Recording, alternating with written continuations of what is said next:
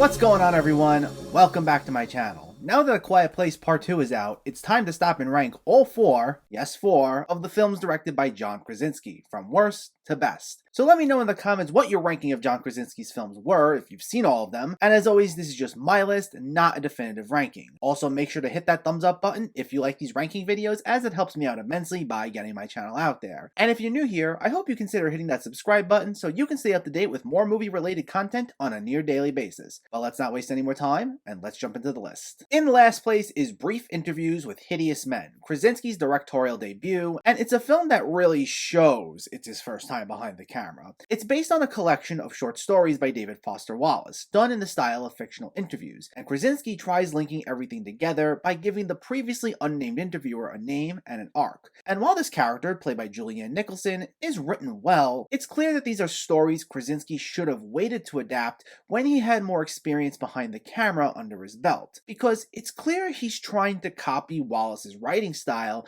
and use his exact language rather than find his own voice. And the problem is, he ultimately doesn't offer the social commentary that Wallace offered in his book. So what we get here are a bunch of talented actors in glorified cameos, him included, that rattle off these long-winded monologues that usually end with just how horrible of people they really are. And while some of them tie into Nicholson's own arc, in the end it didn't really feel like that arc was fulfilled, and nothing was really said about any of these people she interviewed, other than that we're rightfully not supposed to like them. And it becomes an emotionally draining and very tedious experience. At number 3 is The Hollers, Krasinski's second film, which does see him move more in the direction of trying to tell a deeply emotional family drama, though this doesn't quite land as well as I would have hoped. Now, the film does have a great cast that includes Krasinski himself, Richard Jenkins, Margot Martindale, Anna Kendrick, and so many others who are honestly doing their best with the material. But the problem is, a lot of the film's subplots and storylines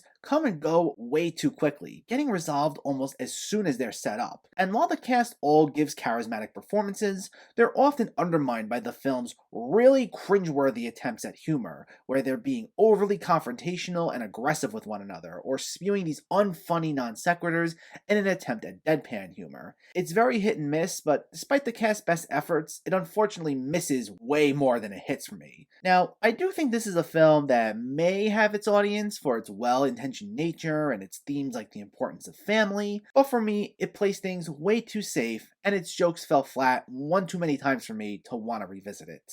At number 2 is A Quiet Place Part 2, and I'd like to make it clear that there's a huge gap between the first two films and these next two films in terms of quality. Like, not even in the same ballpark here. But this managed to take a seemingly one-off story and expand upon it, picking up exactly where that first film left off and keeping that same tone, look, and feel of it intact. While this time around, it comes off more like it's focused on setting up other movies rather than telling a complete story, it's still a really good time overall. We get our first real hint as to what these creatures terrorizing everyone are in this masterfully done flashback sequence that opens the movie. Though it doesn't dive too far into creature feature territory, as it's still primarily focused on the relationships among this family, as well as other survivors they meet up with in this post-apocalyptic world, with the creatures being secondary as they were in the first film. The performances are all incredible, with its two standouts in particular being Millicent Simmons and Cillian Murphy. It's very emotionally resonant, as it adds this somewhat positive spin to the mix,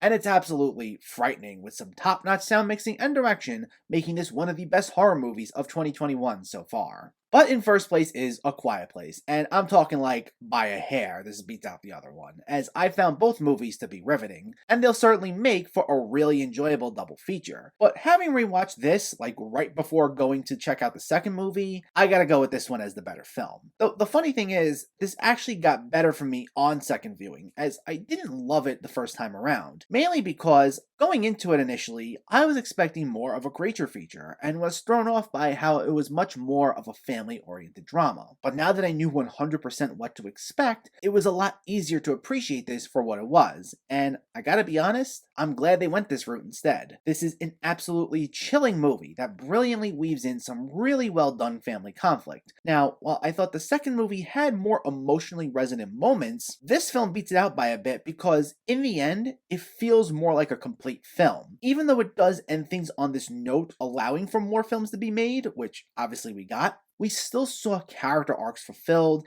and storylines properly wrapped up, and because of where characters end up in the finale, you can still put enough together that once we cut to the credits, you'd still have a good idea of where things would go, even if a sequel was never made. So while I thought both films were great, this feels more complete in a way. It's frightening, emotional, well acted, well directed, and firmly establishes John Krasinski as a director to be on the lookout for, and it comes in as my number one movie directed by him. And that's that. This was actually a fun series to do, as while Krasinski only has 4 movies under his belt, and the first 2 weren't exactly all that great to be honest, or even widely seen for that matter, it's still interesting to see his progression as a director, especially that jump from The Hollers to A Quiet Place. It doesn't even feel like the same person was behind the camera for either of those films. But I'm glad this ended up on a much better note than it began, and if Krasinski's other films behind the camera are anything like either A Quiet Place or A Quiet Place Part 2, then we'll be in for a real treat. But let me know, which is your favorite film directed by John Krasinski? Did you agree with this list at all? Did you disagree with it? Have you even seen all 4 films? Let me know in the comments below so we can discuss. Also, if you enjoyed this video, please like it and share it. And for more movie reviews and film discussion, please make sure to hit that subscribe button to stay updated. Thanks for watching everyone, and keep having fun with film.